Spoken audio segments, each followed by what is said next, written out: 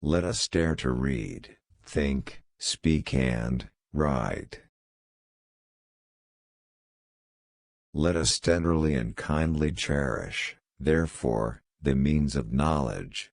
Let us dare to read, think, speak, and write.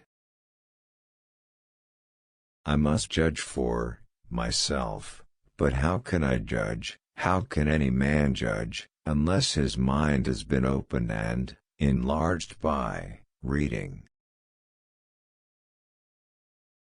I read my eyes out and can't read half enough. The more one reads, the more one sees we have to read. I must study politics and war that my sons may have liberty to study mathematics and philosophy.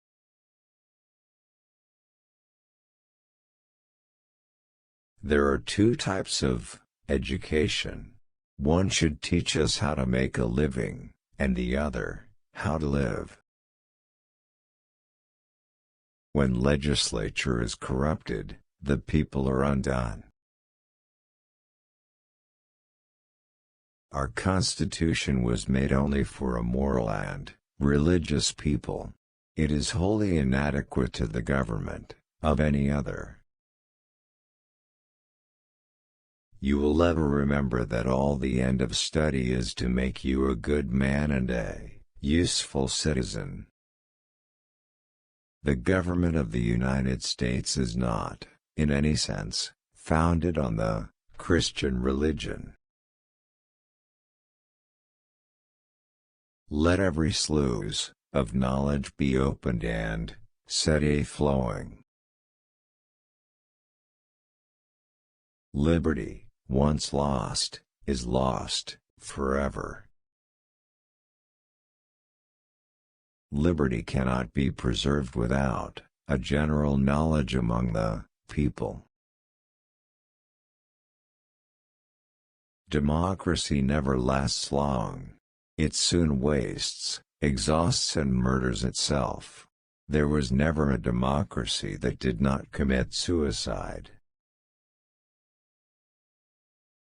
Liberty, according to my metaphysics, is a self-determining power in an intellectual agent. It implies thought and choice and power.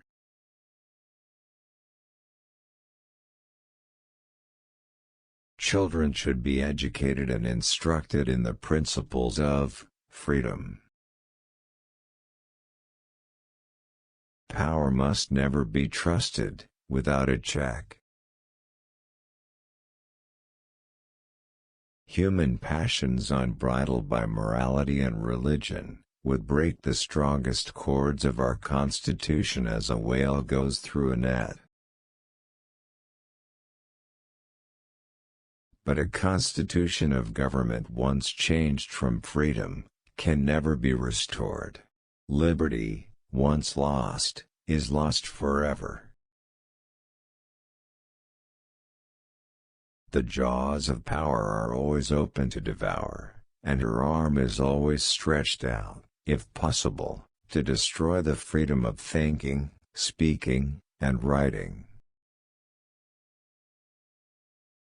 Cities may be rebuilt, and a people reduced to poverty may acquire fresh property, but a constitution of government once changed from freedom can never be restored. Nip the shoots of arbitrary power in the bud, is the only maxim which can ever preserve the liberties of any people. There is danger from all men. The only maxim of a free government ought to be to trust no man living with power to endanger the public liberty. Power always thinks it has a great soul and vast views beyond the comprehension of the weak, and that it is doing God's service when it is violating all His laws. Power always sincerely, conscientiously, de très bonne foi, believes itself right.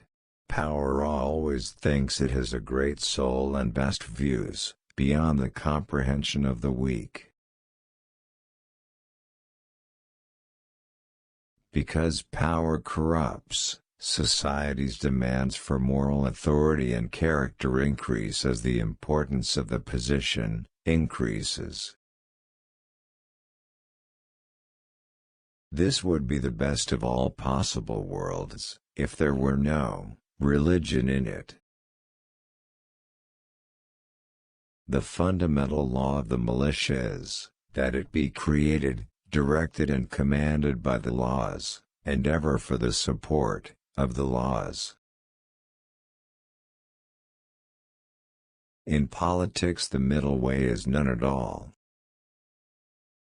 A government of laws, and not of men. Facts are stubborn things, and whatever may be our wishes, our inclinations, or the dictates of our passion, they cannot alter the state of facts and evidence.